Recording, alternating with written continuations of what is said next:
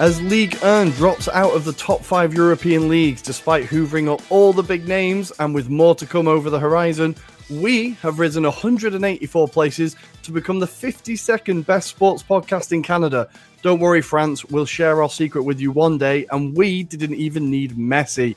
Welcome to the Anglo-Italian pod. As always, my name is Ruairi, and I am joined by Tommy, and you can find us, as always, on Twitter at Italian Anglo Pod, because some fucker stole our domain, or on Instagram at Anglo-Italian Pod.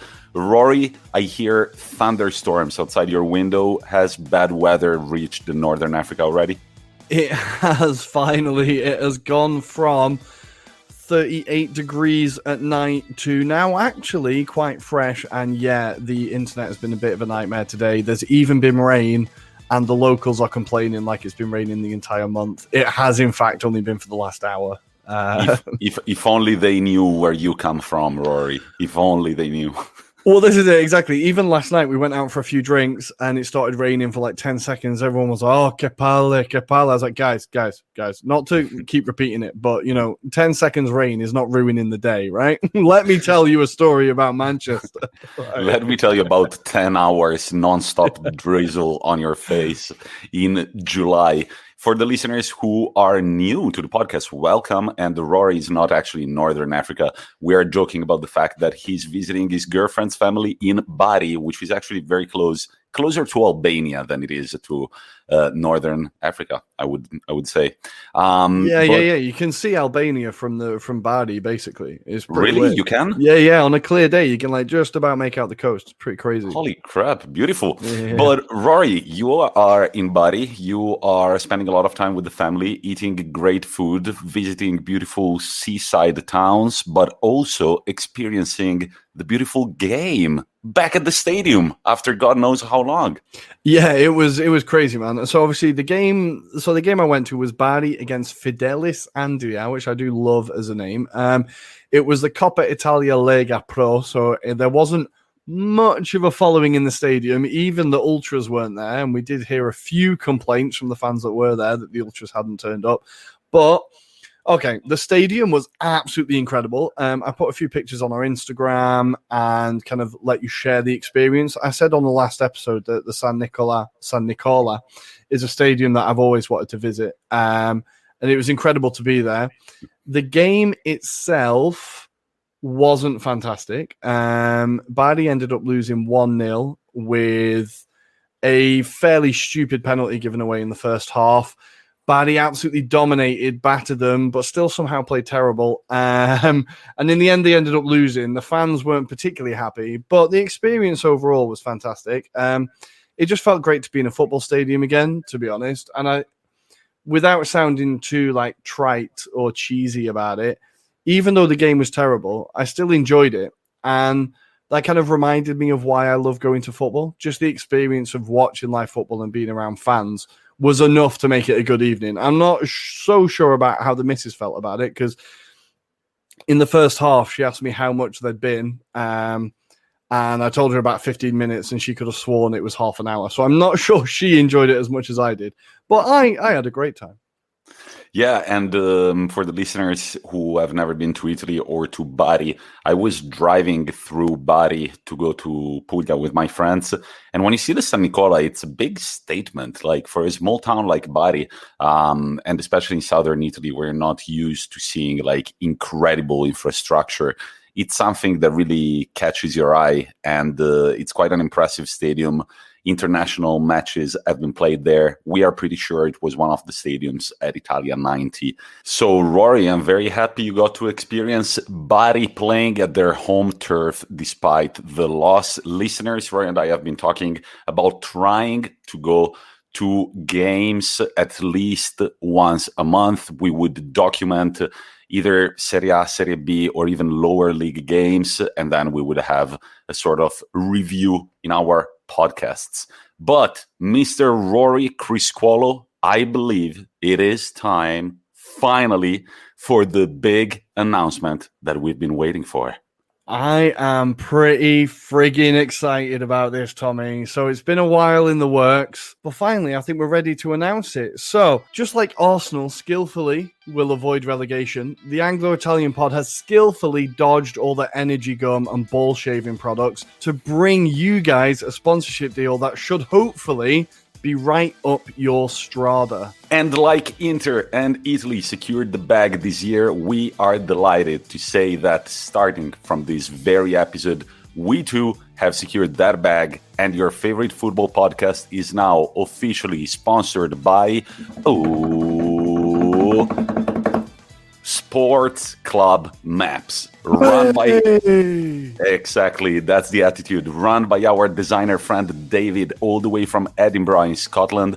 Sports Club Maps brings you a wide range of products featuring a map of your favorite country or region, showing the main sports clubs that you can find there. Well, exactly. And it's not just football or top league. So if you're from the US and you'd like a map of the most important college baseball teams, from Poland, but only follow the second division, or you'd like a map of all the teams that have won the European Cup, maybe more Inter fans than Arsenal fans would order that one.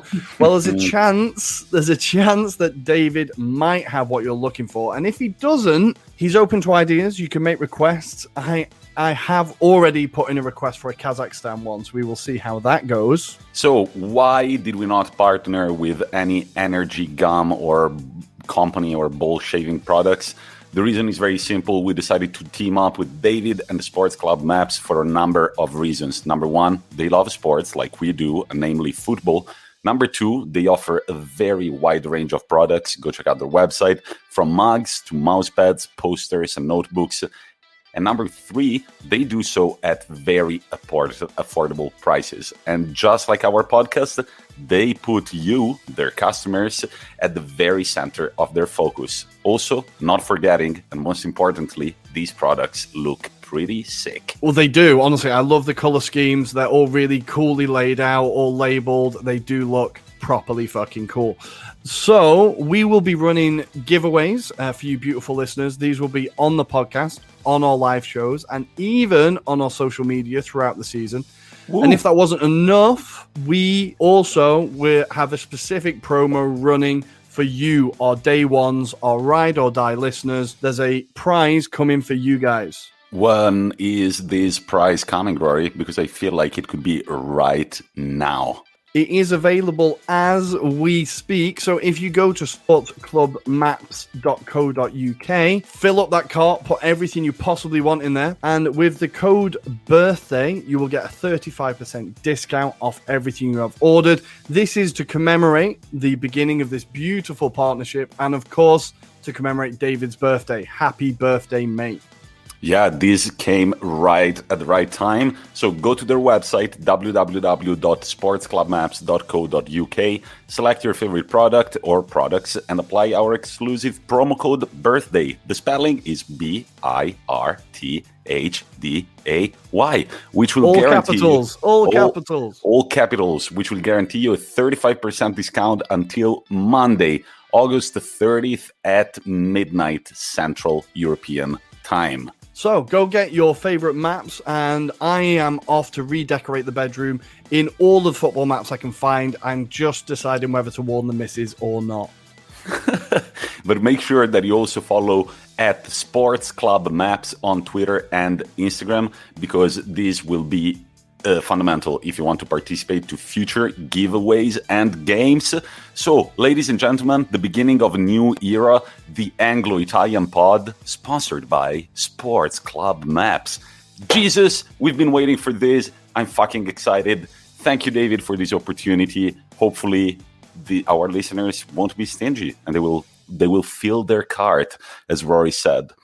Treat yourself, guys. Treat yourself. But Rory, it's going to be a very interesting episode. We've got a whole lot to talk about. Number one, the UCL draw, but then we also have to go to Italy and England, where there are quite a few talking points to discuss. Then it will be time for our weekly topic with a mysterious friend who is going to become a customary guest on the pod. You don't want to miss that. We're going to be talking FA Cup. And in the end, if you want to know more about the history of Bari, I'm going to quiz our friend Ruairi, on the history of Bari in Serie A. However, I'm not a jerk, and my questions even have options. You've never given me options in your questions. Ruairi is currently leading the quiz 4-1 after we had one game each. But ladies and gentlemen, the time is upon us. The Champions League is back, so please roll the anthem.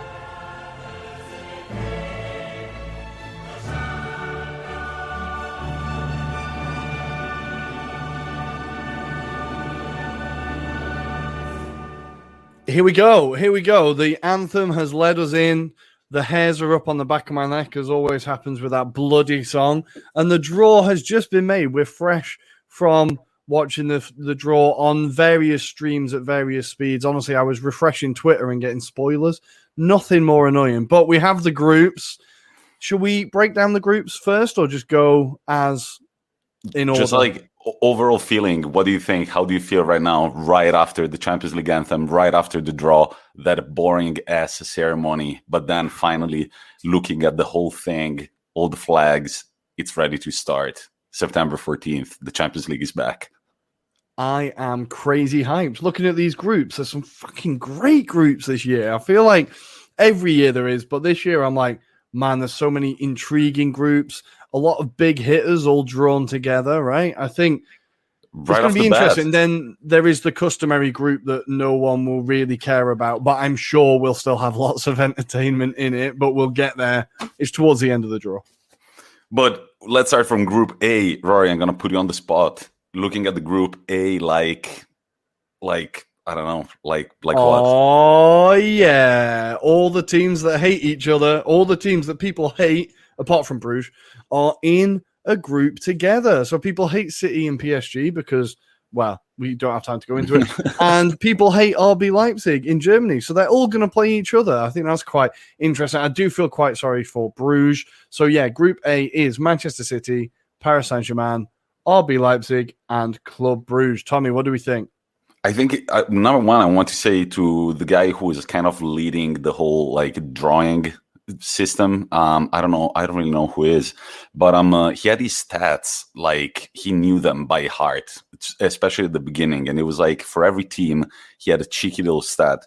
And I didn't remember that Man City had 11 wins last season in the Champions League, which is the most ever accomplished by any team in Champions League history. Holy shit. Except Man City, the big one, right? Yeah, Man City are the first team drawn, and then PSG. And man, if this Cristiano Ronaldo thing is true, it's going to be Messi versus Ronaldo, the two richest teams. Do you think about it? No, is that again? Because wasn't it Messi, Ronaldo last year as well with Barca Juve?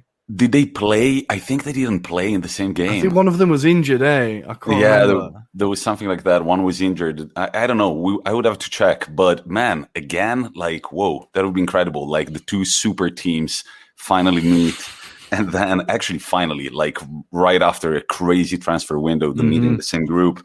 Leipzig, they've shown that they can push in the Champions League and they will push in the Champions League. And then Club Bruges. I don't think they're going to lose them all, which makes it even more interesting because you're like, who's going to slip? Probably Leipzig, but then also you think City and PSG are going to have a lucky away game or something. And it's intriguing because both City and PSG are teams that have like managed to slip up in the Champions League fairly consistently. So I think like Bruges, we know that they have a great youth system. A lot of good young players come through that team. So we know they're going to be like a youthful team. They play quite dynamic attacking football. So they're definitely not going to be just a walkover, but they will be looking at that group going, Christ alive, we couldn't have been much harder a draw, to be honest. Yeah, dude, absolutely. And I feel like Club Bruges like always draw like a big team. Like they played against Real Madrid. I'm pretty sure 2 years ago they were against Real Madrid. I don't know. But they have experience in the Champions League. They're always there. And I think it's interesting because neither PSG or City, as you said, have quite the pedigree yet. Like they struggle still at times. And I think it makes it all the more interesting. But going into Group B, be like balls, dude. Like this group is pretty intense. I was Atletico gonna say Madrid. beef. Sorry. Beef. It feels like all these teams have a reason to dislike each other, or they've all played each other in the past, and it's been contentious. Obviously, we've got Liverpool, Milan, plenty of narrative there, right? Liverpool Atleti, right? Liverpool Atleti knocked them out at Anfield last year, was it? 2 years ago. 2 years ago. Yeah. I feel like Porto and Liverpool have played each other a fair bit over the past. I feel like all these teams have got a little bit of beef with each other. Yeah, I like it. I was going for the stupidest word that came to my mind, which was balls. But no, like the three big teams, I think, historically, like AC Milan. When you read the name AC Milan in the draw, you kind of forget about their current situation. And it's like there is that aura. I have to say, one of the stats that the guy brought up on stage was AC Milan 7-time winners of the Champions League. And when he said that, it always hurts a little bit, but holy shit, 7 Champions Leagues. So they definitely have that pedigree. They are fired up to be back in the Champions League this year. I don't know how they're going to do, but they're going to put a fight into it. Giroud, Ibrahimovic, it's going to be interesting to say the least. How would you feel if you were a Liverpool fan? Oh, that is a tricky group. That is a bloody tricky group, because even Porto, who would be considered like the weakest team, maybe, we know that they consistently get out of the group stages. They're usually in the last round of 16, right? So they're definitely no mugs. Atleti, they're going to get through the group, right? There's no way Atleti go out in the group stage. They've just signed Cunha. They've signed DePaul. Like, they're making some big moves in the transfer window. So I feel like Atleti are definitely up there. If you're Liverpool, you're thinking, yeah, this is going to be tough to get out of. I think Milan are going to spring a few surprises. So Liverpool will not be happy with that draw, definitely. And Porto, again, have experience. They play in the Champions League every year. They're going to get a few points here and there. They're all going to be very, very interesting games. I'm very excited also to see the poll at Atletico Madrid. We didn't really cover that, but that feels like a match made in heaven. But moving on to Group C, Roy, let's see if you thought about a better word than me. I've not got anything in my mind. Group of Curious. I don't know. What was that? That curious. Was weird. It makes me curious. Yeah, right. No, I was saying like cool. It's a cool group, you know. It's just like looks pretty chill. It's Sporting Lisbon, Borussia Dortmund, Ajax, and Besiktas.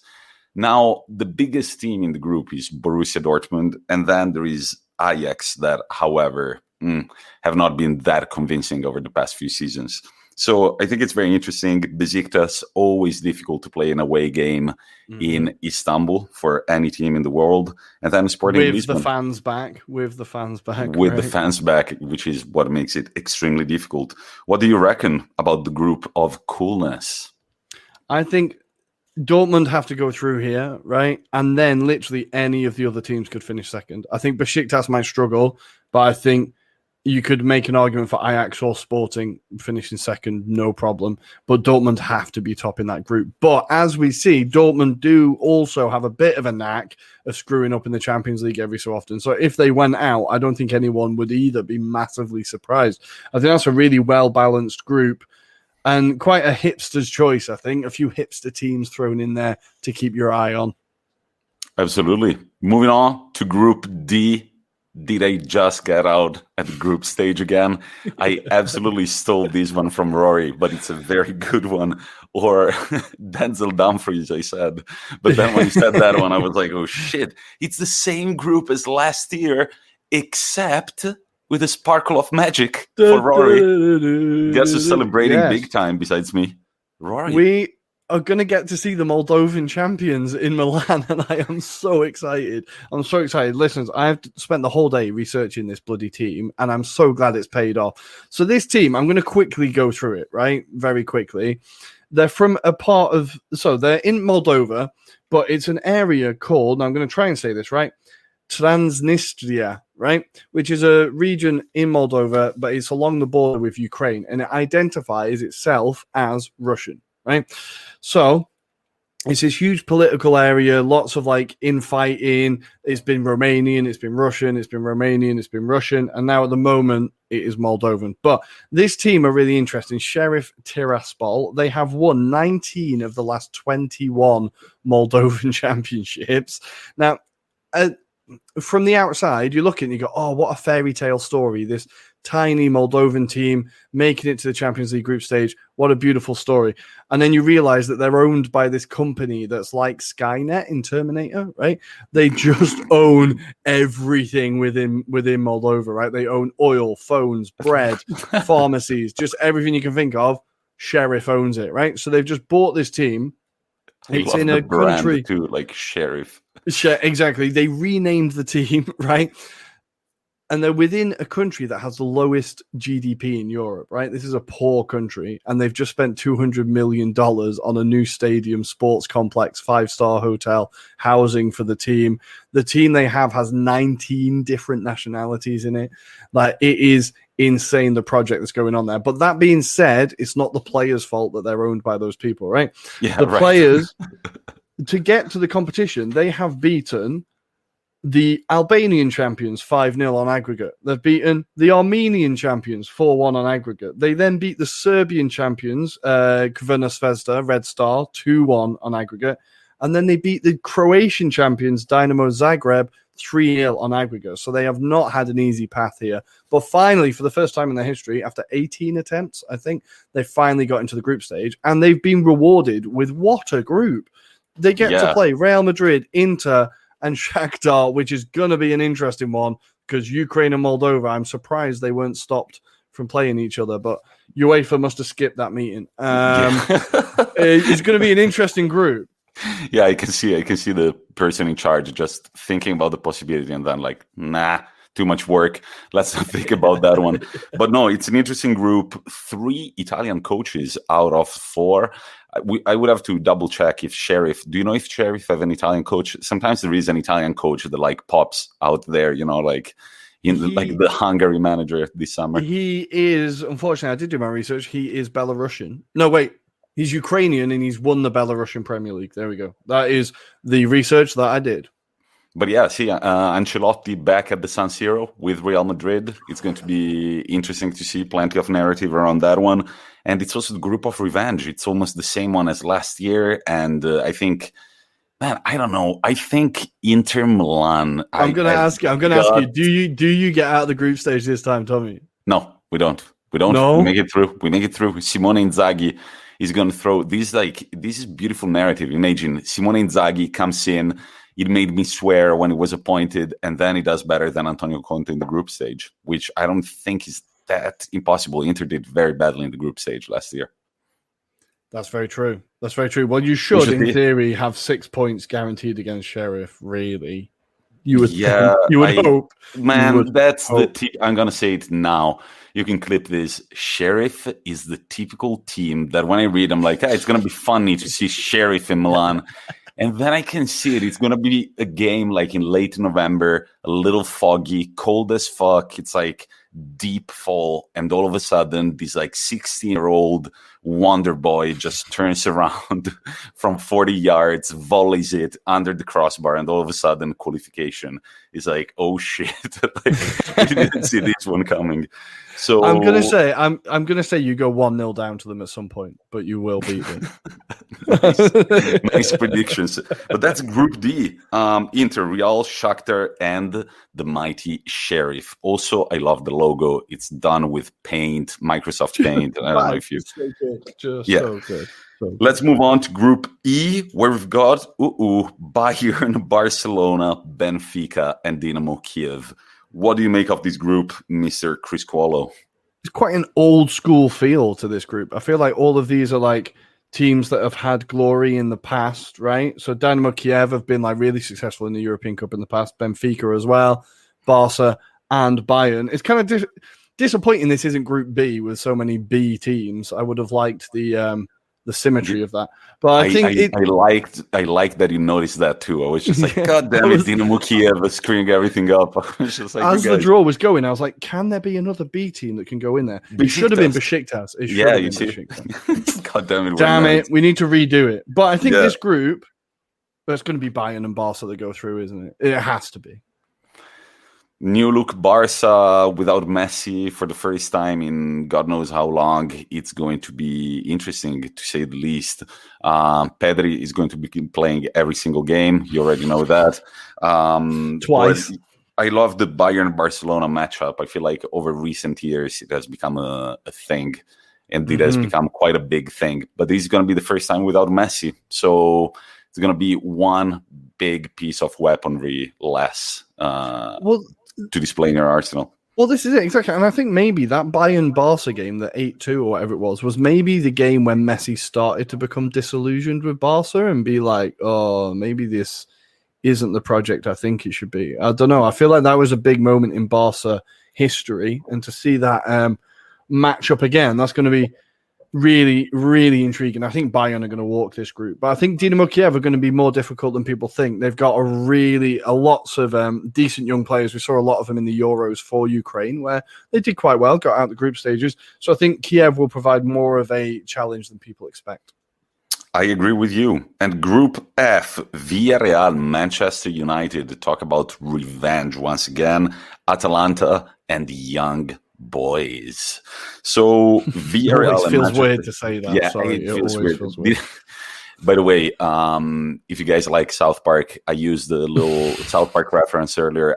I said Young Boys is such a Nambla name. Watch the South Park episode called Nambla. It's very good. There we go. But this group is quite interesting. Villarreal and Manchester United facing off after last year's Europa League final. I'm sure Manchester United have a chip to remove off their shoulders there. And then Atalanta, making it all the more interesting. We know how Atalanta have been performing in the Champions League.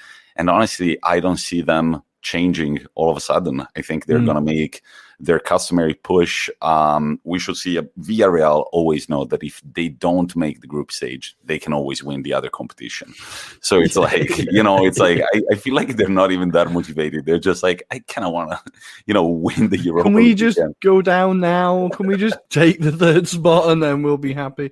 I feel like also, again, I know I keep saying this about the kind of pot 4 teams, but Young Boys are a very exciting, aggressive, attacking team. I think they're going to surprise. I'm going to say they're going to surprise United away. I think United at Young Boys could be a potential slip up.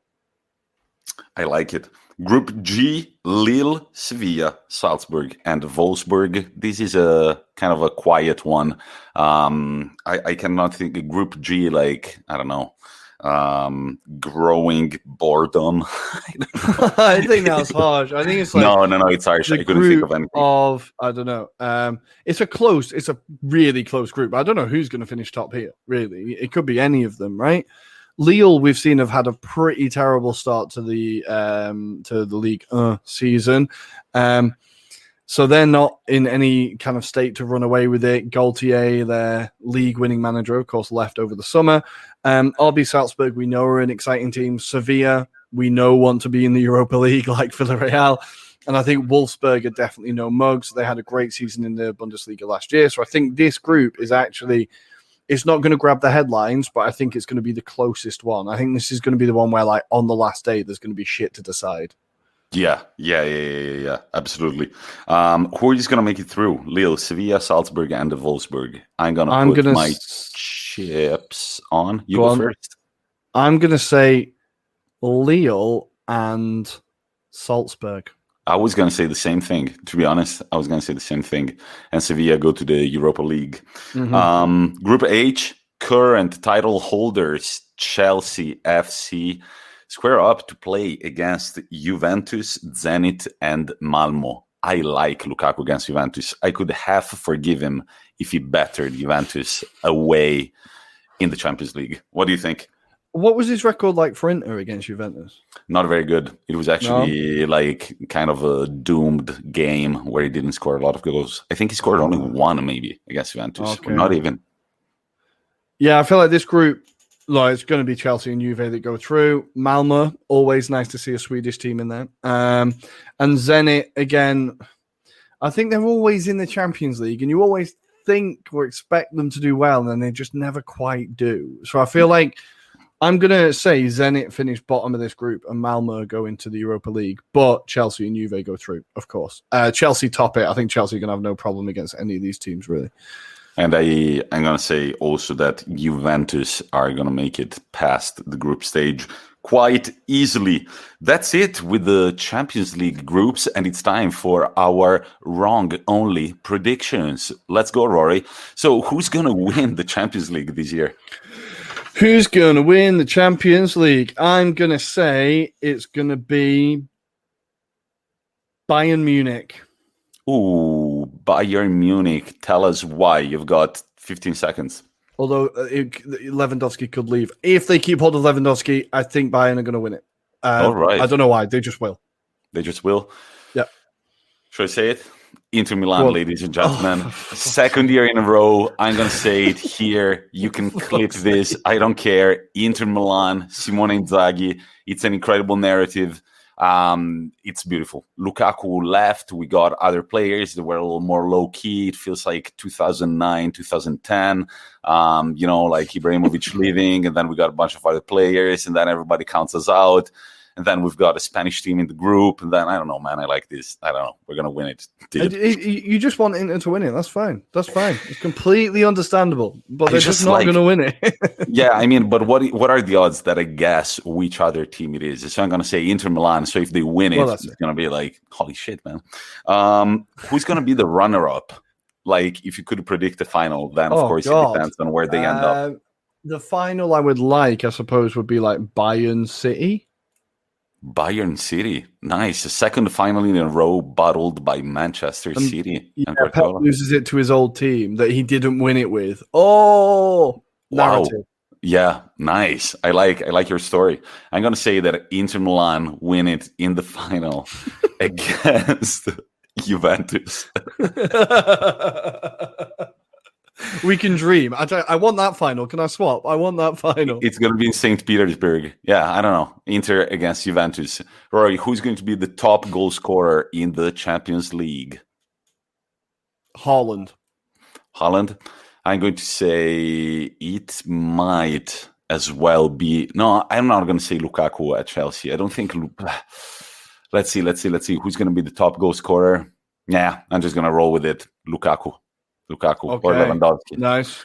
Or Lewandowski, wherever he may go. And how many do you think Italian teams in the quarterfinals? Okay, let me look through the groups quickly. So I've said that I'm not sure if Milan are going to go through, so that's not one. Inter should go through. Will they get to the quarters? I'm going to back you to get to the quarters, right? We're going to win. Inter, Juve... I'm going to say 2, Inter and Juve. I think for Atalanta it would be incredible, but for them to get out of that group could be tricky. So I'm going to say 2 Italian teams in the quarters. 2 Italian teams. I'm going to say Inter Milan. I'm going to say 3 Italian teams make it to the quarterfinals. Inter Milan, Juventus, and 1 between AC Milan and Atalanta. Well, say 1. You can't just say 1 between. Obviously 1 between. Say which one. I'm going to say AC Milan. AC Milan. Okay, nice. Quarterfinals. Wow. Okay. Who we got next? How many English teams in the quarterfinals? So I'm going to say Liverpool get through their group, United get through their group, and Chelsea get through their group. So I'm going to say 3. Quarterfinals. And City, 4. I'm going to say all 4 English teams get to the quarterfinals. All 4 English teams got to the quarterfinals. I think that Liverpool are not going to make it there. So I'm going to say 3 out of 4 make it to the quarterfinals. And this is the Champions League for you. It kicks off on September 14th. If we don't have anything to add, I guess it's time to talk about the national leagues. And we can start with our first official Euroreview.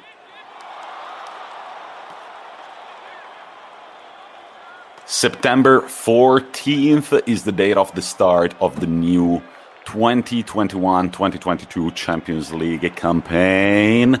And Arsenal won't be in it, but Rory, are you still excited to see some Champions League football being played on Tuesdays and Wednesdays? Yeah, of course. I dream of the day that Arsenal make their triumphant return, but I fear that it may not be for a long time yet. But look, the groups look exciting. Lots of games to look forward to. So, yeah, I shall be admiring from a distance, as always, as for the past 8 years. Yeah. Very nice. And also, guys, the night before the Champions League will come back on Monday, September 13th. We are going to be back with our Monday night live show on Twitch and YouTube. We will give you all the context to make sure that you follow us on Monday nights as we did last year. But now it's finally time to talk about league football. Not quite time to talk about the situation in Spain, France, and Germany, also because we know now that France is not in the top 5 leagues anymore. So we ask you, listeners, should we talk about the Portuguese league instead? I think that would be a big fuck you to the PSG owners that single-handedly ruined the league. What do you think, Rory? Should we go for Portugal? I think maybe it would be quite a statement to Messi, right? No Messi coverage on the pod, just zero mention of him, like he kind of has just been like deleted from a game or something. Yeah, it could be weird. But hey, listeners, if you want to hear about Liga NOS, then let us know. I'm quite happy to focus on that. But guys, the important thing is that we're recording on a Thursday. And as we are recording, there are increasing rumors of a done deal, which would mean that Cristiano Ronaldo is going to wear a blue shirt and is going to be playing for Manchester City. We are going to take a look at what that would mean for Juventus and Serie A. But Rory, what would it mean for the city of Manchester? Well, it's quite funny. When Jadon Sancho signed for United. Now, actually, this even goes back further. When Tevez signed for City put up a billboard with "Welcome to Manchester" with Tevez running across it. Then United replied, and they've done it with Sancho, "Welcome home." So it would be really, really great to see if the Manchester Council or Man City put a massive advertisement with "Welcome back home" with Ronaldo in a Man City shirt, just to see how much Manchester would explode.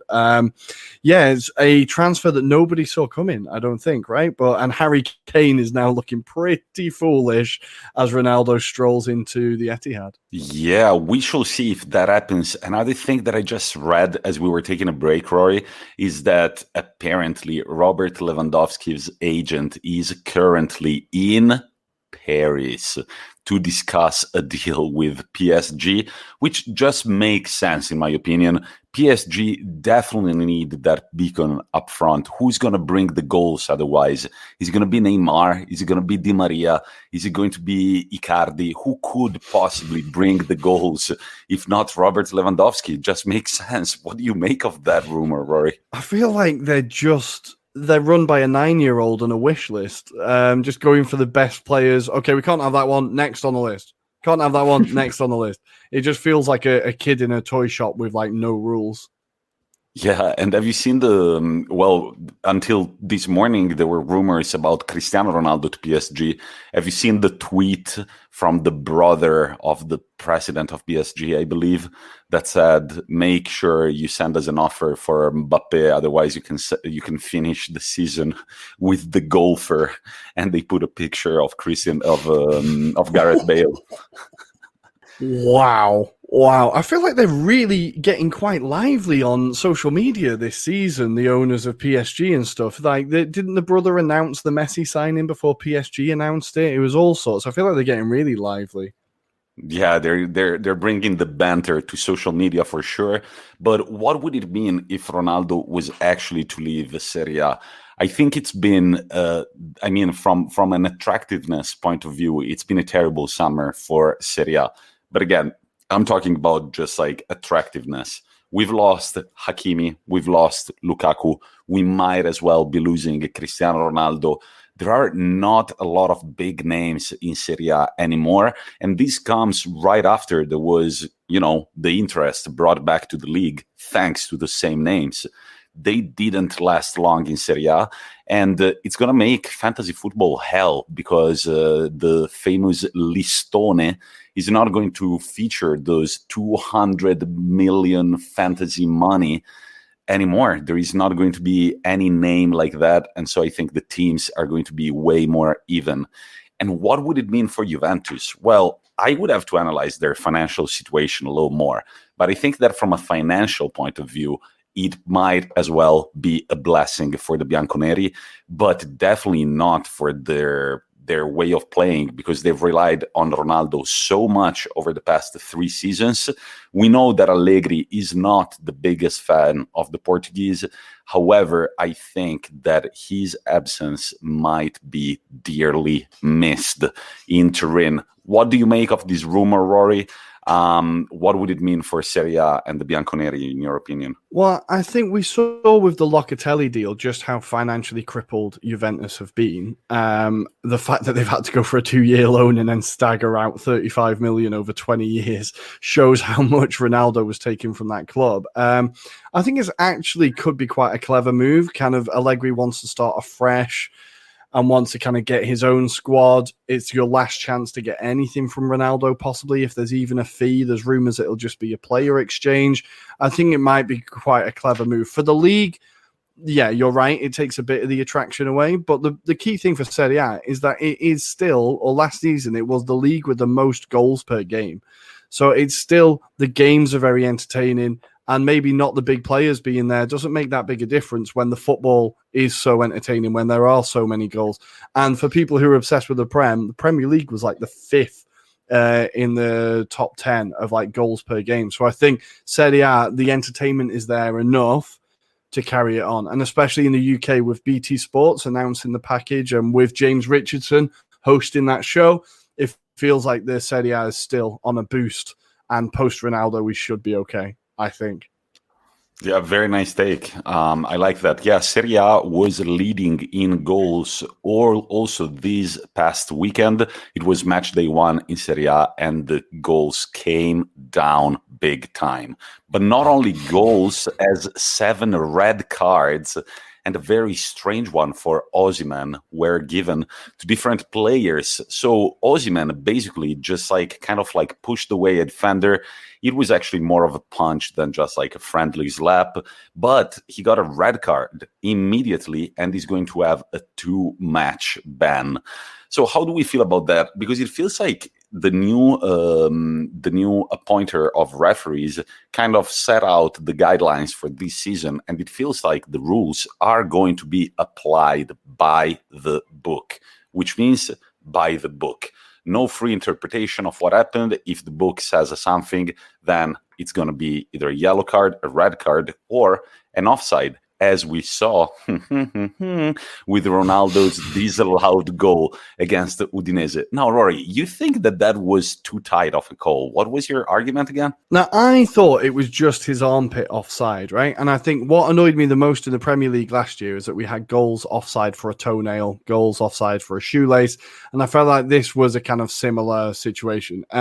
It kind of stood out in Serie A this weekend, not to go to the Prem too much or too early, but it stood out this weekend because in the Premier League, it seems they've taken a step in the opposite direction and given a bit more control to the referee on the pitch and given a bit more kind of, in quotes, common sense to decisions, especially tackles. So I think it stood out more in Serie A this weekend.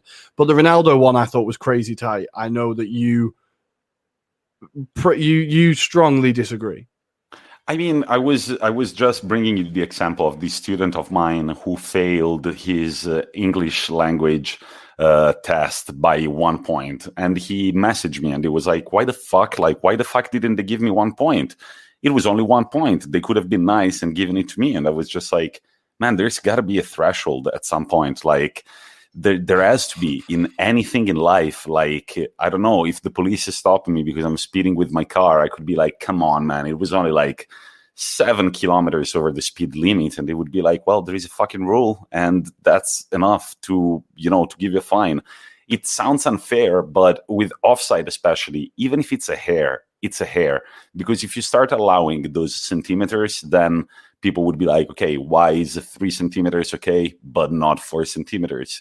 However, I did feel bad for Osimhen because a 2-match ban for that seemed a little unfair, and he's going to be missing against Juventus. And again, this is a player that needs to be playing.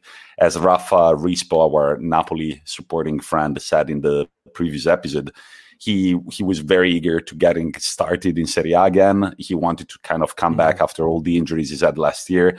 And right away, bam, red card. You missed 2 games, one of which could be crucial for the rest of the season.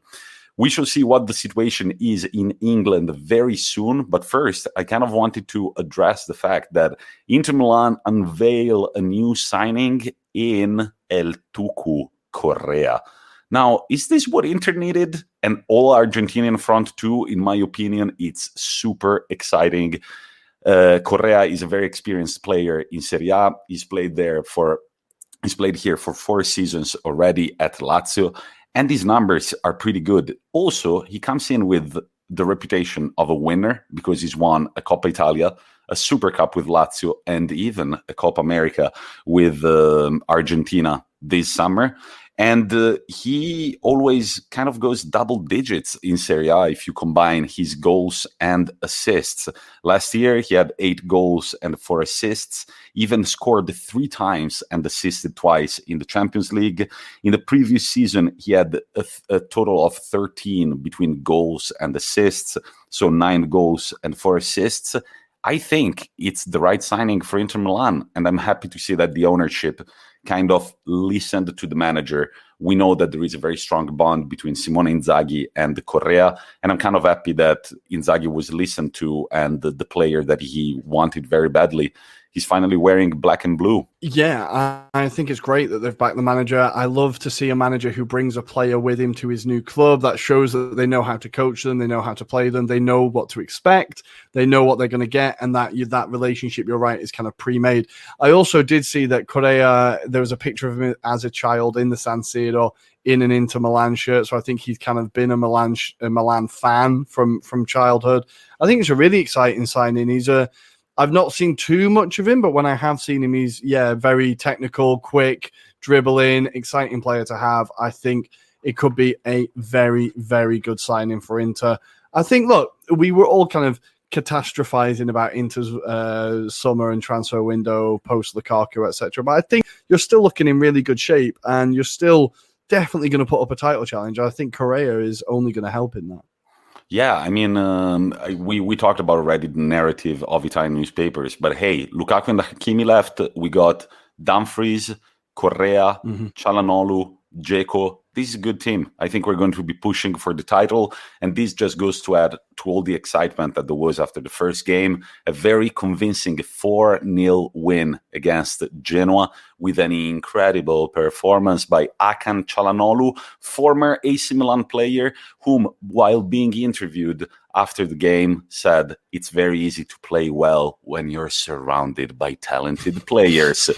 Thank you, Hakan. You're already an Inter legend, no matter what you do for the rest of the season. That's a dig. That's a big dig. That's definitely a dig. A big dick, I said. I want to say big dig. If you got it on the mind.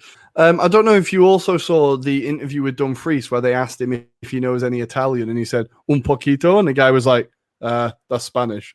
I really enjoyed that one. I did not see that one, but another signing. It's fantastic.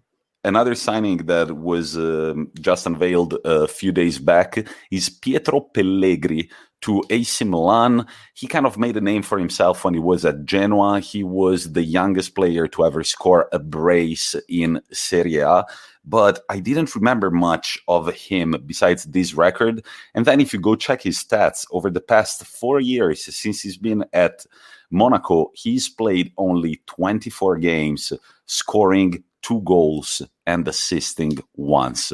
Now, I don't really understand the meaning of this deal, but one thing I do know, for a striker training every day with Zlatan Ibrahimovic and Olivier Giroud is quite the event. So I'm happy for the guy. I don't know how happy I would be if I was an AC Milan fan. But we don't have a lot of time. It's kind of running out already.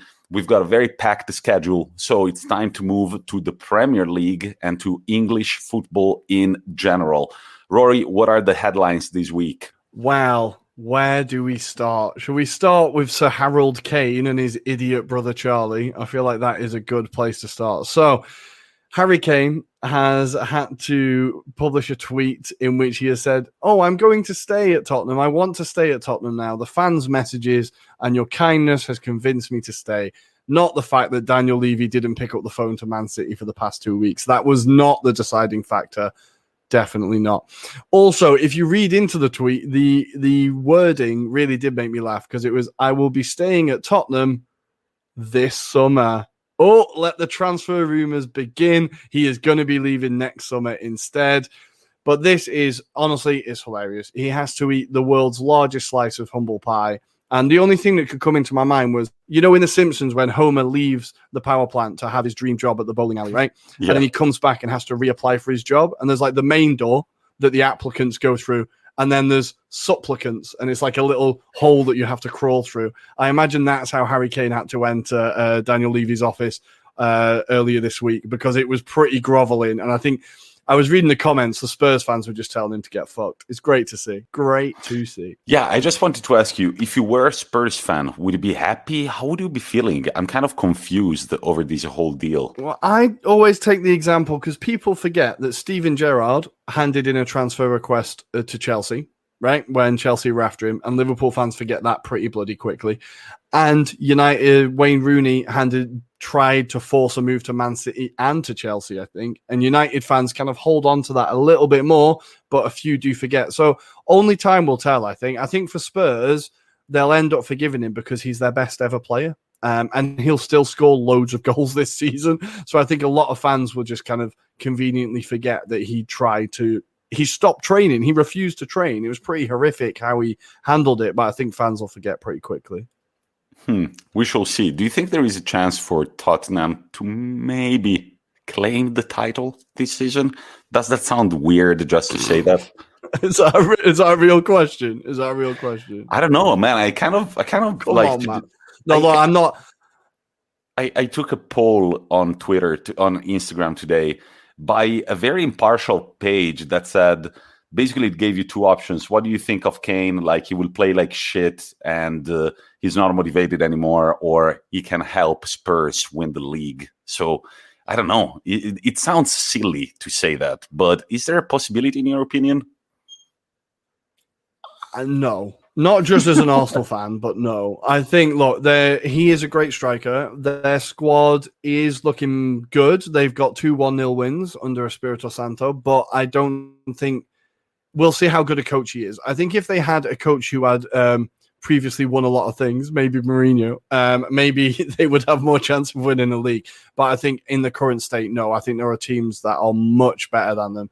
And that being said, much better than Arsenal. I want to reiterate that I'm not saying this as an Arsenal fan. I just think there are better teams than Tottenham. But Harry Kane will still get 30 goals this season. You know he will. What about West Ham? A great start to the season. Antonio becoming their record Premier League scorer of all time with quite the celebration, celebrating with a shout-out, and then in the post-match interview, even mistaking the name of the movie and making up a new one. So you want to tell us about this story a little bit? Well, Antonio is possibly my favorite player outside of Arsenal in the Premier League at the moment. I'm sure I've said that a million times on this podcast. Listeners, you'll have to track which one is my favorite. But at the moment, it's Antonio. The enthusiasm he has for the game is incredible. I think his post-match interview was amazing. And you have to remember, this guy started out as a right-back at West Ham, right? And he's slowly become their only striker. And his goal record is insane. The celebration was fantastic with his own cardboard cutout. I saw on social media he had it in the back of his car afterwards as he was driving. Just what a moment. And I feel like watching the game or watching the highlights, what I noticed was Upton Park had an incredible atmosphere, and the new stadium, a lot of West Ham fans said, like, it's not the same, the atmosphere is terrible. But watching the highlights, the atmosphere at the ground seemed like it was popping, like it was wild, loud, it was intense. It kind of felt like the first game that West Ham made at their home stadium. Now, obviously, this is improved by the fact it's the first game back for fans after 2 years or whatever in stadiums. That did help. But I think like the fact that West Ham are flying so high and David Moyes have got them playing such great football or such entertaining football, that it means that the fans are really getting behind it. I think West Ham is a great club to be at the moment, and they're top of the table. The Hammers are top of the league. And my mate Tom, friend of the show, has been reminding us on our WhatsApp group on a daily basis that West Ham are indeed top of the Premier League. It's beautiful to see. We've covered already our kind of innate love for the Hammers, even though we are not directly supporters. The last headline that we have in England before we preview the next weekend's fixtures, it's about Newcastle. Ruairi, tell us a little more about the black and whites of England.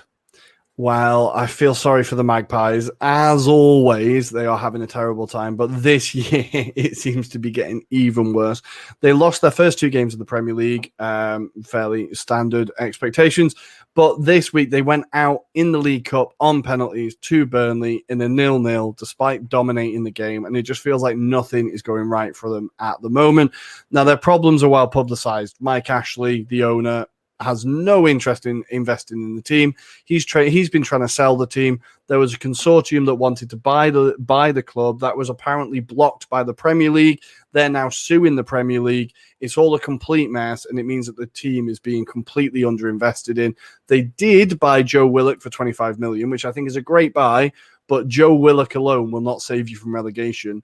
And on top of that, they have Steve Bruce in charge. And what was really interesting was, now, Steve Bruce is from Newcastle, but he's fairly kind of prehistoric in his approach to football. His tactics aren't exciting. The football is even less exciting.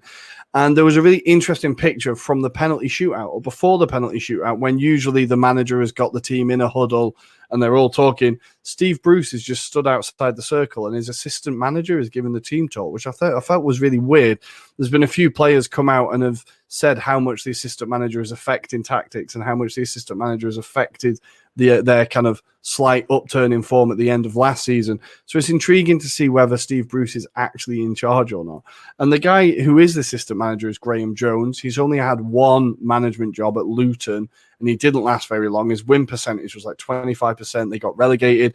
I think a lot of Newcastle fans are concerned that even more than usual, they are in the wrong hands. And this season, I think they could go down. I'm sorry, Newcastle fans. It's all a bit doom and gloom. I quite like you. I want Newcastle to be in the Premier League, to be a powerful Premier League team like when I was young. But I think for the moment, it's looking pretty grim. But please look after Joe Willock, because I still love him. Ruairi, there were as many as 20 fixtures in the EFL Cup in England, but there was one fixture that I'm sure you will want to talk about.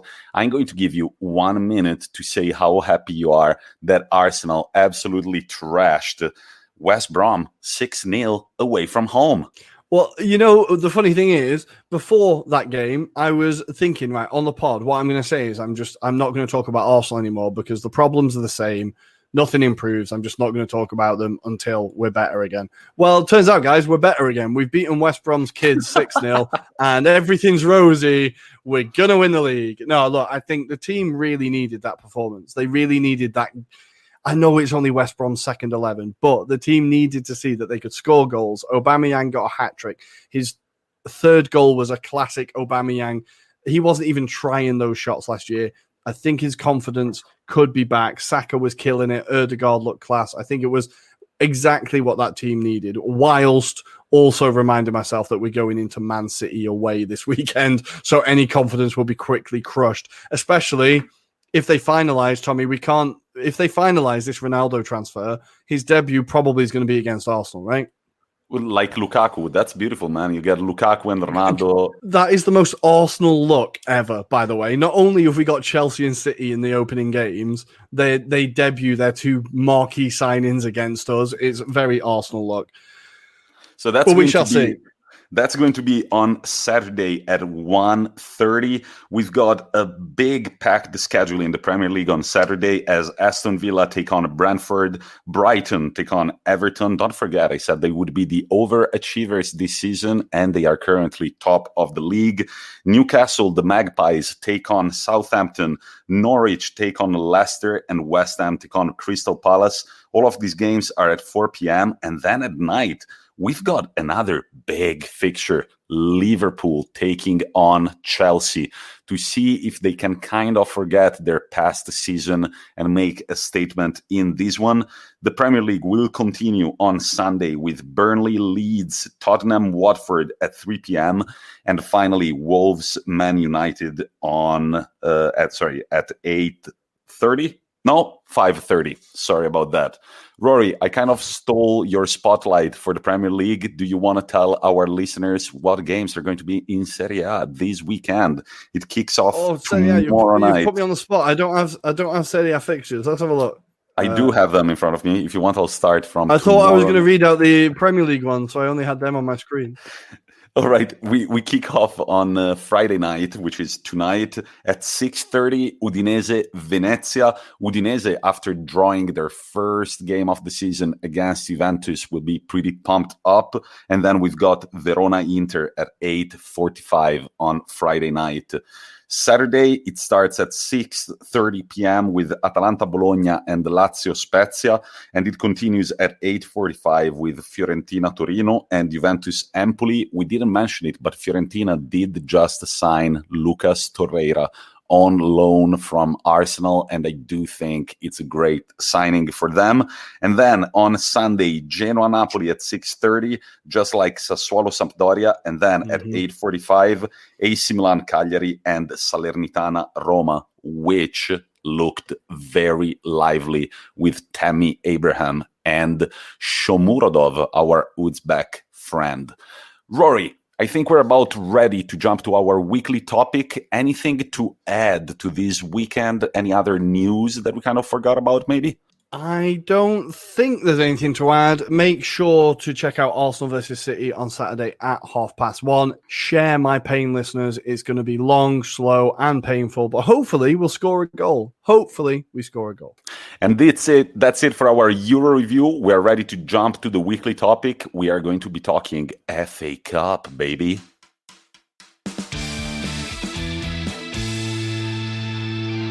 And it's time for our first weekly topic of the season, and we are crazy excited about this. This is going to be a bit of a regular feature, I think, but we are joined by a very special guest. We are joined by AFC Finners, aka Finlay. How are we doing, mate? Very good, thank you. Thanks for having me on. It is a pleasure, mate. And today you are going to be talking us through the FA Cup history. Now, this is a feature that we're going to be running once a month, where we focus on a part of English football history. And because Tommy has been so intrigued as to why the FA Cup is so important in the UK and why it has so much history, we thought we'd start off here. So, Tommy, are you ready to talk FA Cup? Yeah, I'm ready to talk FA Cup with an expert like AFC Finners. He's got a channel on YouTube. It was Rory again. It's Rory who finds the cool people on Twitter and YouTube. So before we start, Finlay, do you want to tell us a little bit about your project, how people can find your videos on YouTube, and how to find you on other social media as well? Yeah, okay. So, yeah, also the channel is called AFC Finners, and you can find me on YouTube. For the most part, we're focused on somewhat obscure areas of football history. Sometimes do big deals as well, but it's kind of about telling cool stories from the history of the beautiful game. A little bit like you will have seen on TIFO or HITC 7s. But like we've got like a series of topics for like in terms of Italian football. I've covered Grande Torino, Nereo Rocco. But there's all kinds of different topics that I've covered as well as that, like Dixie Dean, 1978 World Cup, probably the most controversial World Cup of all time. And I also do ground hopping videos from time to time. So I've got 2 up at the moment, including one when I went to Portsmouth versus Shrewsbury last week. I've got 2 that I'm currently working on. And yeah, I've got nearly 60 videos out now. I only started back in March. But yeah, it's all kinds of different areas of football history, people you may or may not have heard about. But yeah, we just cover every area of football history we can. We're trying to like tell stories that people may not have heard of so that footballing legends that get the credit they deserve can have their names enshrined in history permanently. Also, yeah, so you can find me on Twitter and Instagram. It's just AFC Finners. If you just search, you'll be able to find them there. So I just forgot to add that on the end. So, right, beautiful. That sounds right up our street. I think we have done a few kind of documentary type things in our first series. I don't know about you, Tommy, but I really enjoyed them. So I think we're excited to kind of do a bit more of it this year. So, are we ready to go? Let's do FA Cup history. I'm ready to roll. So this was pretty fun because when we had our first talk and we kind of talked about the possibility of having like a regular feature on the show, we could cover different areas of English history or general football history with Finlay. It kind of came natural to start with the FA Cup. So I'm going to ask you right off the bat, Finlay, why is the FA Cup the first thing that came to our mind? Why is every football fan aware of the history of this cup and of how much importance it has in English football? So basically, I think in a lot of the top European leagues, the kind of domestic cup competitions like the Coppa Italia, DFB Pokal, Coppa del Rey certainly do matter if teams win them. But I think there's something special about winning the FA Cup. And I think a big part of it comes from the fact it is the oldest cup competition in the world. So it was founded in 1871 before any other cup competition. So it was kind of the cup that like created football as we know it. And like the phrase, the magic of the FA Cup, it is very cliche, but at the same time, it is very true. There's just like the FA Cup has just generated so many amazing stories that we'll be able to cover. And like underdog stories and kind of romantic runs, and like the story, the political stories behind it as well, in terms of how it was founded and how it led to the dawn of professionalism in football, are just really interesting. And I don't think there's a tournament other than perhaps the World Cup that's had such a huge impact on football as we know it. Even the Champions League, it certainly has changed football a lot.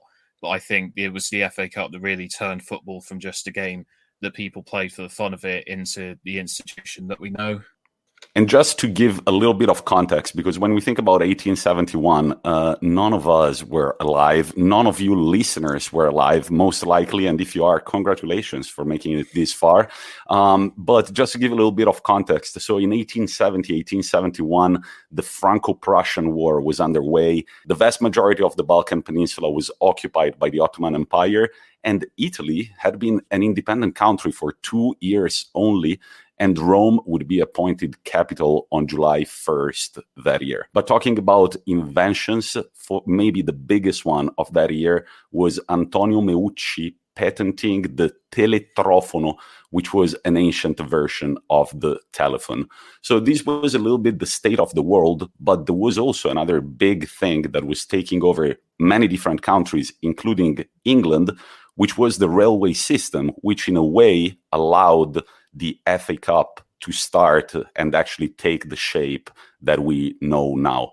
Finlay, I will let you start from wherever you want. Yeah, so in line with what Tommy said, the invention of the railway was a huge part of the development of the FA Cup, because basically it was 1863 that the FA was officially founded. Sheffield FC were the first professional club.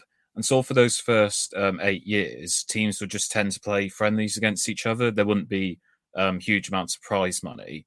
And then, but obviously over the years, it kind of became essentially an eternal pre-season. Like friendlies are all well and good, but it's kind of once the game is wrapped up and done, it has no consequence.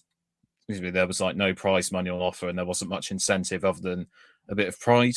But then like with the invention of the railway, like say a team in Newcastle playing a team in Southampton, obviously it's hard enough nowadays getting the train up and down there, but imagine having to go there in horse-drawn carriage or whatever, or maybe even boat. It would have been a nightmare. But then with the invention of railways, it's a lot easier to do something like that. And the secretary of the FA, named Charles Alcock, remembered when he was at Harrow for non-English listeners, that's a posh public school. They basically used to play like sort of knockout cup competitions amongst that school. And he kind of said, maybe we could have something like this for English football, because he noticed like now that teams could go further distances to play each other, there was an opportunity to give them sort of a guarantee of fixtures and like give them something to play for. So the FA Cup first take place in 1871, and basically it wasn't actually that popular at first, because like on my notes, it was at the time there were 50 members of the FA. Invites were sent to all of them to take part, but only 15 would respond, and then 3 more teams withdrew before the tournament even began. But then it was Wanderers against Royal Engineers in the first FA Cup final, and Charles Alcock, the man who proposed the idea of the FA Cup, was the captain of Wanderers who would win. Now, the original teams, they were majority made up of private schools, as you mentioned. When was it that the working classes started to come into the game? Because I think there was an image of the game where it was middle class, and then it suddenly kind of changed to working class. When and how did that happen? So basically, the first significant step in that was when Blackburn Rovers reached the final in 1882, because they were the first team that weren't related to anything like that, reaching a final. But basically there was another team in Blackburn called Blackburn Olympic. But the thing is, with all these public school teams, they all worked as lawyers or bankers or very well-paid jobs, and so they could easily go from London to another city to play a game and not have to worry about losing out. But teams like Blackburn Olympic all worked in factories, so if they had to take a day out of work to go and play a football game, they would lose a lot of money. I think it's extremely fitting that the Trade Union Act happened exactly in 1871. I don't think it went as far as justifying workers for taking a day off to miss football, but at least there was starting to be a sort of conscience around the right of workers, and especially in a country like England, for the factory workers, I think. Oh, definitely. Well, it's if anybody's seen the Netflix series The English Game, it really symbolizes the whole thing at the time. It is about this kind of era. Some of the facts are taken and sort of given artistic license, alternated slightly. But in a nutshell, all these people playing for teams like Old Etonians didn't understand the lives of the factory workers. But then Arthur Kinnaird, he kind of develops and realizes what they have to go through. But then Blackburn Olympic, they had all these factory and mill workers, but a lot of them seemed to be maybe paid under a table, because at the time you weren't legally allowed to get paid for playing football because it was an amateur game. But Blackburn Olympic were able to reach the final, and they had a coach called Jack Hunter, who was a former England international, and he took them on to Blackpool for training for a week before the final. And then they faced Old Etonians and won 2-1. And they were the first non-public school side to win the FA Cup. And it was the first Northern team against all the odds. And that was the end of the elitist domination of the FA Cup. But then after they won it, a lot of the players went across the road to join Blackburn Rovers. And again, they had a player called Fergus Souter, who is the main character of the TV series called The English Game. And he stopped working as a stonemason when he joined a side called Darwin. And then he joined Blackburn Rovers in 1880. And many believe that was because he was being offered wages by Blackburn Rovers. Now, this is a key thing that you're raising, that the FA Cup really did kind of speed up or kind of encourage the process of the professionalisation of the game. And that is obviously a key moment in the history of football. But there's a name that you mentioned there that I wanted to kind of highlight a little bit. I find him quite interesting, is Arthur Kinnaird. Okay, so he won the FA Cup 5 times and appeared in 9 finals. How key was this guy to the FA Cup and to the professionalisation of the game? Yeah, well, I think he was a key early symbol for the FA Cup, because he again, it's I don't entirely know how accurate it is, but he did in the English Game, you do see that he kind of understands the plight that people like Fergus Souter were going through. But after he retired from football, he would become president of the FA for 33 years. And literally, he won the FA Cup so many times that he was actually recognised.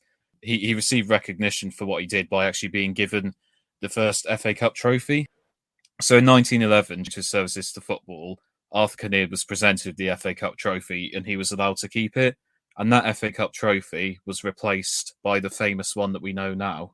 Very nice. Well, getting his own FA Cup trophy. And obviously the guy was key, as you said, in the formation of professional football. But another thing that the FA Cup is really famous for, of course, is, and you mentioned it, the magic of the cup. And even back in the beginning, we had one of the first upsets. Now, I know you wanted to talk about one of them in particular, but what was the kind of headline upset in the FA Cup around this period? Okay, so one of the first major ones was the Notts County when they won the FA Cup, because they won it as a third division side, and that was in 1894. They beat Bolton Wanderers in the final. One of their players got a hat trick, and like that was kind of after it had really opened up, because after that Blackburn Olympic victory I mentioned, like loads of teams started to get their name on the trophy. So Aston Villa, West Brom, Preston North End all won the trophy for the first time in the 1880s. And then it was Notts County won as the third division side, which proved there could be big cup shocks. And then 7 years later, Tottenham Hotspur, who at the time were a non-league team, were able to win the FA Cup in 1901, which is probably the most the last trophy they've won. It's strange. It's strange that they can win a trophy as a non-league team, but then in the Premier League spending hundreds of millions. So, I'm sure Rory's loving this. That's how life goes, I guess. But yeah, those were like the first initial shocks. But I think they really coincided with the dawn of professionalism, because players were able to players who had talent, but also had to combine their lives with work. Like it didn't have to be they based their lives around the factories anymore. They could focus on the game. But going back to the professionalism, the really significant thing that happened around the mid 1880s, basically in 1884, Preston knocked out a London-based side called Upton Park. No relation to West Ham, but that's where they were based. And Upton Park basically complained, saying that Preston players are being paid, so they almost had been cheated. And then a lot of clubs joined in their anger, and over 30 of them said, right, we're going to make our own FA where we can be paid to play football. And then eventually the FA said, all right, we'll let you be paid. It's kind of like, it's a little bit like what happened in rugby if they found a solution that worked for everyone. But because there could have been easily a case of like a different form of football existed, like there's rugby league and rugby union, but thankfully they sorted it out and we have football as we know it. But if those sides had gone and made their own FA, heaven knows what football would be like today. Okay, so you mentioned again that the FA Cup wasn't always that popular. When was the moment when it became hugely popular? Now, I think for me, when I was researching, the first final at Wembley seemed like a real turning point for the Cup. That was certainly a watershed moment, but I wouldn't say like the FA Cup didn't have a lot of popularity before then, because you have to think like that was the showpiece event of like that was like the World Cup final back then, because there wasn't there wasn't anything that even came close. It was either FA Cup or friendlies. Like before then, the FA Cup final was hosted in not Selhurst Park, but a stadium called Crystal Palace. I think it's arena. I can't remember. It's Sussex, but like basically it's just like an athletics ground in Crystal Palace, and that's where all the finals used to be played. But when it was that 1923 FA Cup final, one of the reasons they did build Wembley was for that, because they knew like what a big occasion that was in the footballing calendar, and they thought it was fitting of a better stadium. But obviously that was the famous White Horse final, and in typical FA fashion, they didn't plan it out properly at all. But it ended up being one of the most famous FA Cup finals in history. Why did it become one of the most famous ones? So basically what happened is that was the first, like I said, the first ever FA Cup final to be hosted at Wembley. It was between Bolton and West Ham. And the FA said, we're not going to do tickets because we got more than enough space to get everyone in. And they didn't have more than enough space to get everyone in, because basically people turned up in their droves because they wanted to see the first ever FA Cup final at the new Wembley. And it's estimated anywhere between 200 and 300,000 people turned up. And then they poured out onto the pitch, and it looked like the game wasn't going to go ahead. But there's an iconic image of a policeman riding in on the white horse, dispersing the crowd. And they eventually managed to push them to the side of the pitch.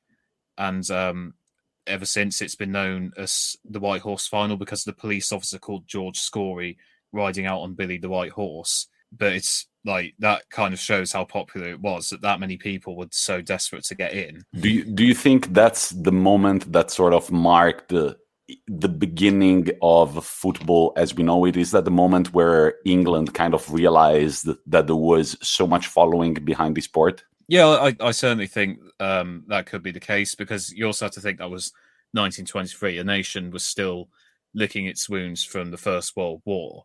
And I think, it was only about 5 or so years after it had been stopped. So many people have lost loved ones. So many people have been traumatized by what what they had seen. So just having an event like that, it was just escapism. And that's what football has been so often for people. And I think, I certainly agree with what you say. Like it was a kind of watershed moment in showing just how popular football was. Because again, at the Euros final this year, we had a capacity, but there were fans breaking in to stadium, like getting past stewards, like at Wembley again, like almost 100 years later. So kind of shows, like, you see what I mean? There's parallels even within 100 years of just how much people want to see a big event at Wembley like that. And there was one more person that you wanted to talk about within the FA Cup. He's quite a historical character. Who is he? And what was his story? Yeah, so it's William Folk. He was a goalkeeper for Sheffield United and Chelsea. Some people might have heard of him. There is a section about him in Whole Histories. But in a nutshell, he was kind of football's first cult hero. He was like a morbidly obese goalkeeper. There's stories about him like throwing opposition attackers into his own goal net. But in one FA Cup final, there was a truly bizarre incident where Sheffield United played Southampton, and Southampton scored a goal that meant the game went to a replay, and William Folk felt that the goal shouldn't have been allowed. So after the game, he went unclothed and chased the referee, complaining about the decision, and the referee had to hide in the locker whilst William Folk was outside, and people had to tear him away before he took the door off the locker by his hinges. Thankfully, Sheffield United won the replay. Heaven knows what would have happened if Southampton won. This is an incredible story. When you said he was known to do something to the opposition players, I thought something like throwing sandwiches at them. But no, instead he just threw them inside the goal. He certainly wouldn't waste a sandwich. Yeah. I feel like a few years back there was a similar character maybe in an FA Cup game that was eating a sandwich on the bench. Yeah, that was I've forgotten his name, but yeah, it was Sutton's goalkeeper, and basically, I think the very controversial Sun newspaper had like odds of him eating a pie. Wayne Shaw, that was his name. They put odds on him eating a pie during the game, and then he was seen eating a pie during the game, and then it turned out he'd been prompted to do that by the bookies and had to actually quit his job. Yeah, so it was a very bizarre story, but I'd expect nothing less from the Sun. Yeah, exactly. But so is that maybe that's also one of the reasons why the FA Cup has got so much following, because like these bizarre events could also take place with so many teams involved. But how come that after reaching its peak, we could say, the FA Cup started losing a little bit of following, and there was a period when it kind of went down, and recently it has gained the same interest that it had before? Why do you think that happened? I think the obvious answer is the rise of the Champions League. Like when it changed in 1992, there was. I mean, it's difficult to pinpoint when exactly because you can obviously see in the League Cup like how teams put on their weaker sides. But I guess it was maybe like late 2000s and stuff, because you could see in the 1990s like it was still dominated by the top teams, Man United, Arsenal, and Chelsea, and it still was in the 2000s. But you felt like when teams would go out the FA Cup in the late 90s and early 2000s, you would feel like they would go in the dressing rooms and feel like it was the end of the world. But like when that happens, maybe towards the late 2000s, they could still think, it's okay, we still got the Premier League and FA Cup. But I think it's kind of a double-edged thing, because there is that aspect of, you look at Arteta, you think people will look at the FA Cup and think, well, if we win that, it can keep me in a job. But then you look at the other side, Louis van Gaal, he won the FA Cup and still got sacked. So it's kind of, but I certainly think in recent years, I think it's regained a lot of that magic. I think the Leicester thing has really shown that, because that that was just incredible, that final, just the whole build up, just constantly mentioning how they'd lost 4 finals and never won it. It just felt like destiny. I feel like the whole story of Wigan as well really showed how magical it could be.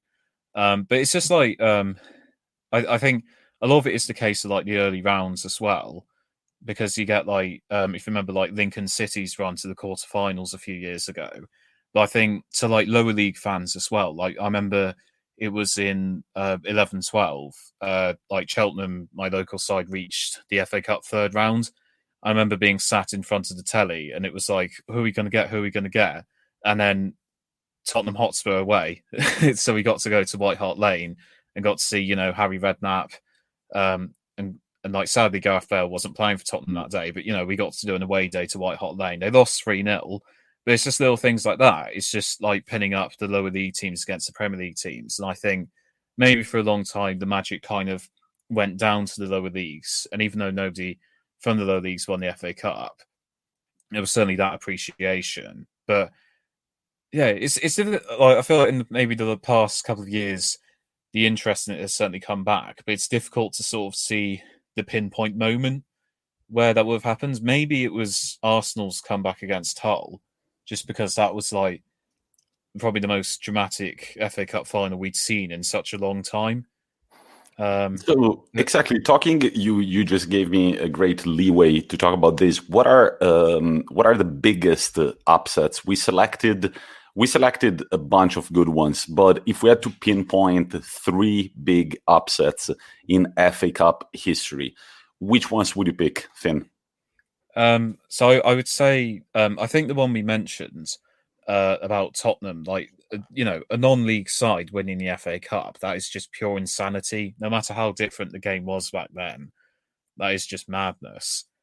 I think the one I just mentioned as well with Wigan, they were side that a few days after winning the FA Cup got relegated, and they were facing prime Mancini Man City.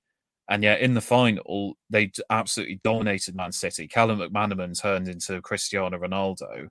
And I just don't, it was just such an unlikely result. And it was just so romantic, so beautiful. And it was again, they got relegated a couple of days later. And it was well, who cares? They'll always have that FA Cup to boast about. Because people said, I remember on the radio, they would always say, would you rather stay up or win the FA Cup? But it's at the end of the day, Wigan are in League One now, but they can always say, they won that FA Cup. If they stayed up, they might have just got relegated next season. So you see what I mean? And I think, in terms of the third, I think there's another one we mentioned is 1973 between Sunderland and Leeds. Leeds had won the FA Cup for the first time the year before, and I think they just won the league title again. So looking to do a double. I need to double check that. But then Sunderland were a second division side, and there's actually a famous clip where Brian Clough and Bobby Charlton are doing punditry before the game, and Brian Clough basically says there is absolutely no chance that Leeds will not win this game. Bearing in mind his contempt for Leeds, that was quite a strong thing for him to say. But then Bobby Charlton said, I don't know, Brian, I think Sunderland have a chance. And then Sunderland won 1-0, and their goalkeeper, Jimmy Montgomery, made the best double save you'll probably ever see. But besides these standout games, it wouldn't be football without Arsenal blowing it. And we actually have 2 games lost by Arsenal in the final. One in the 1932-1933 season, 2-0 loss against Walsall in the 3rd division of the northern section, which just sounds very, very low. And then also in 1991-1992, Arsenal lost their final to Wrexham 2-1 with goals by Mikey Thomas and Steve Watkin. More recently, we had the Shrewsbury beat Everton 2-1 in the 2002-2003 season. So quite a few upsets in the final. So it's a tournament that really pushes people's expectations until the end. But one last question I wanted to ask you. Why do you think the FA Cup is so popular in England, while in Italy, Coppa Italia is the opportunity to make your second string keeper get a breath of fresh air on the pitch? I'm glad you asked that question because there's a lot of different reasons. But I think I think there's the obvious aspect that the FA Cup is the oldest tournament we know, so it's got so much more history. But I think in terms of the way it's set up, it's very straightforward. Like teams, so say you're a non-league team, you go for the qualifiers, and then you're in the first round. You could beat a League Two team, then you're up against the famous Championship team. It's just the way it's set up means there will be those giant cup draws. Like you can get something like Man City playing Cheltenham in the FA Cup this season, or Marine against Tottenham. But the way the Coppa Italia is set up, I have looked this up, and it's like, am I right in saying that the top teams will enter in the round of 16, won't they? Yep, they do. Yeah, which is a very late stage for a team to enter a tournament. But then kind of all the lower league Italian teams kind of eat each other before then. And at the very best, like say there's a 4th division Italian team, they'll get to, let's just say they get to round of 16 and they beat Juventus 1-0 at home. They still have to travel to Turin for that second leg. Yeah, true. Yeah, true. It's just, even if you do get that giant match, a giant killing is so unlikely because realistically, that kind of level of giant killing is a one-off. You're not going to be able to pull it off over 2 legs. And I think like there's also the Coppa Italia, like just hasn't like had the opportunity to make that much history as well because it was founded a lot later than the FA Cup, but also because of the Second World War, it was on hiatus until am I right in thinking 1958 or somewhere around then? Probably, yeah. It was on hiatus for so long. So all these teams, so like if you got 14, 15 years where it doesn't exist, that's 14, 15 years worth of stories you just don't have. And like, because you look at like how many times like someone like a team like AC Milan only winning it 5 times is like that's criminal. But it's because they didn't like it wasn't there for them to win for so long. But I think it's just a combination of factors. But I think the main reasons are the FA Cup just has generated more stories because it's been around for longer. But also these giants, these David versus Goliath fixtures happen with so much more ease. Whereas in Italy, it does seem like it's very much a formality, and like it almost is like set up like a Super Cup rather than a straight up knockout. So, yeah, I agree with you. No, and the thing is that you said it right. You might also meet a lower league team in England might meet Manchester City in the week that they've played a Premier League game and maybe a Champions League game. And so in Italian, they would talk about fixture congestion. But in my opinion, if, let's say, Walsall play Manchester City, it's only fair that they have the advantage of playing less games. And so it makes the magic possible. And I agree with you. Alessandria had an incredible run a few years ago. They did get a point, I believe, against AC Milan, but then they couldn't overturn the second leg. So, yeah, I agree with you. FA Cup definitely gives more room for magic to happen. Rory, is there anything that you would like to add before we say goodbye to our good friend Finn?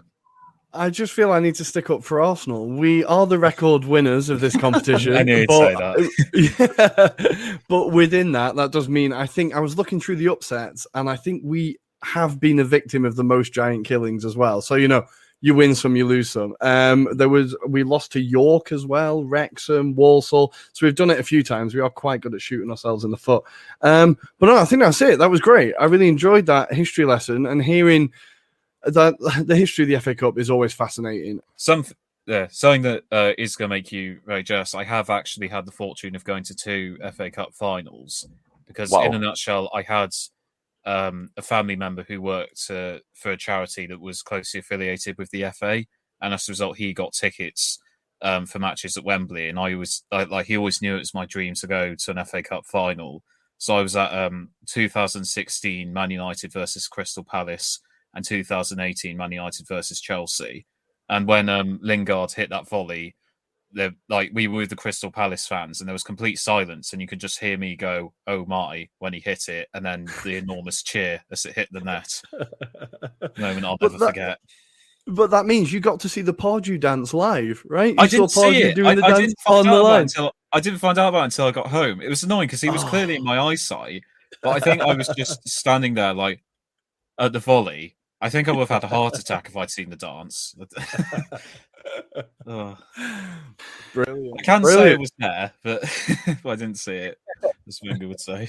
So, just to wrap this up, FA Cup favorites, is it even a thing? Is it possible to call the favorite of the FA Cup so early in the season, or is it just madness? Is it just like shooting at the stars? When I do my Premier League predictions, I do predict who will win all the other competitions. And I do feel like it is written in the stars for Chelsea because for like growing up, they had such a affinity with the FA Cup. They completely dominated it.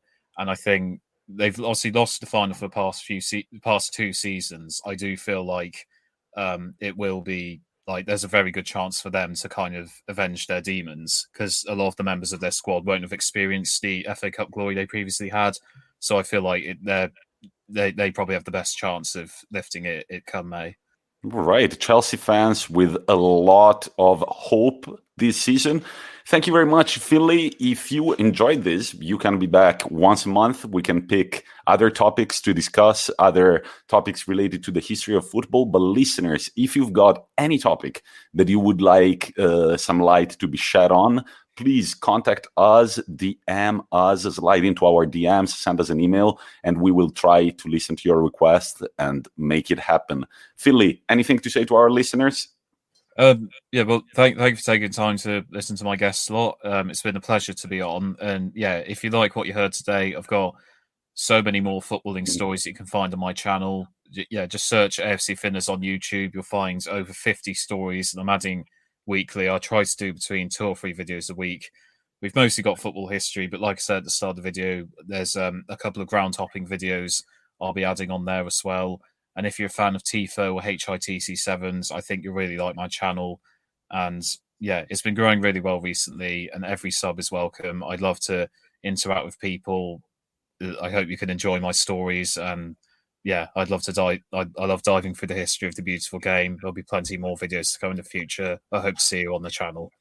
That's what we're all about. Thank you very much, Finlay. That was it with our weekly topic. And before we wrap the episode up, I think it's about time to test Rory's footballing knowledge with our 1 minute to kickoff quiz.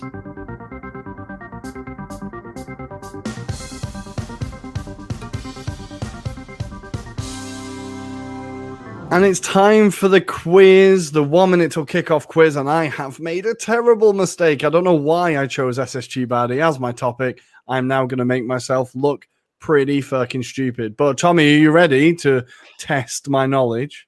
I am ready, but before anything, our customary theme.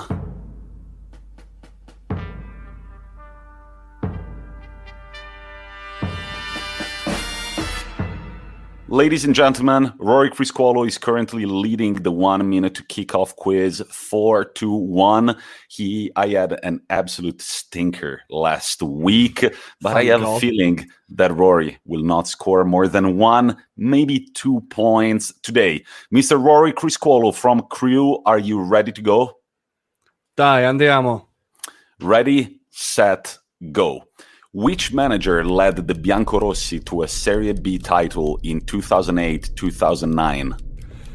Conte. Correct. How many Serie B titles have Bari won? 4. Wrong. Which side did Bari draw to in their first game back in Serie A in 2009-2010? I'm going to say Juventus. Wrong.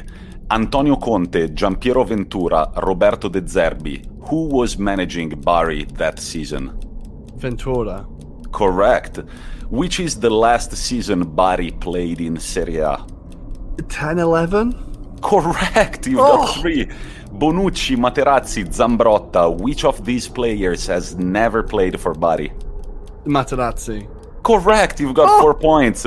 While wearing a Bari shirt, who did Cassano score his first ever Serie A goal against? Oh, I think I know this. Is it Inter? It's correct. You get 5 points out of 7. That is wonderful, Rory. You see? Oh, Jesus, fuck you, Rory. You're now at 9 total points, and I'm still at 1. Next week, I will have to do better. As I give you the correct answers that you didn't get, I would think of my topic for next season. So, which manager led the Biancorossi to a Serie B title in 2008-2009? It was exactly Antonio Conte, one of their 2 Serie B titles. That was the second question. They won one in 1941-1942 and the other one in 2008-2009. Now, which side did Bari draw to in their first game back in Serie A in 2009-2010? It was Inter Milan. It was the season that we ended up winning the treble. The first game was a draw against Bari, whom were playing with Leonardo Bonucci and Andrea Ranocchia at center back. Wow. Yup. Antonio Conte, Giampiero Ventura, or Roberto De Zerbi, who was managing Bari that season? It was indeed Giampiero Ventura, when people still regarded him as a pretty interesting coach. The last season Bari played in Serie A, 2010-2011. How the fuck did you guess this one? I've no idea. Honestly, I was going to say 11-12, but I think that was too late. I honestly, Football Manager. I think it was from Football Manager. Nice.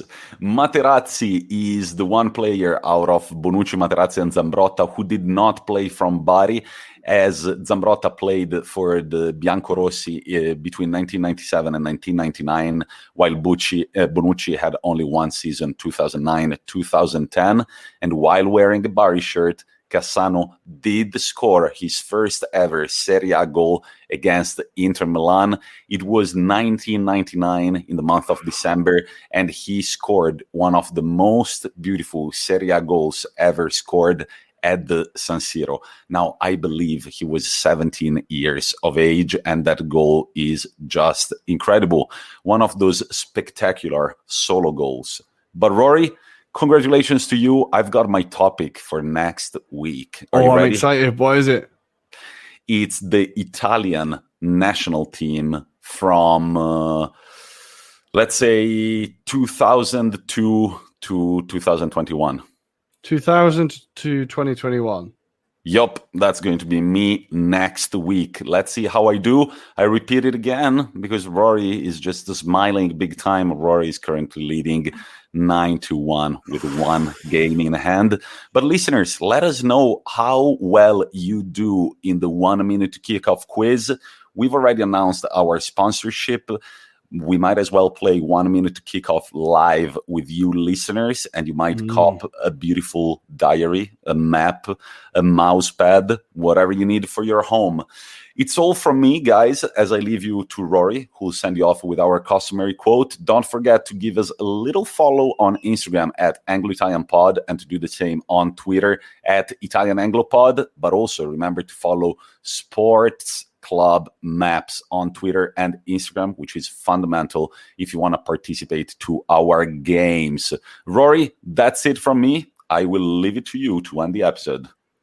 Well, there's only one man that the quote can be from this week, and it is, of course, the iconic CR7 himself, Cristiano Ronaldo. When asked in an interview in 2015 by Dan Rowan about would you ever join Man City, seeming as they have more money, his response was, "You think money is going to change my mind now at 30 years old? I don't think so. I think it's not going to be a problem. If you think about the money, I will probably go to Qatar. It's not about the money, it's about the passion." Oh, Ronaldo, you liar. See you next week, listeners.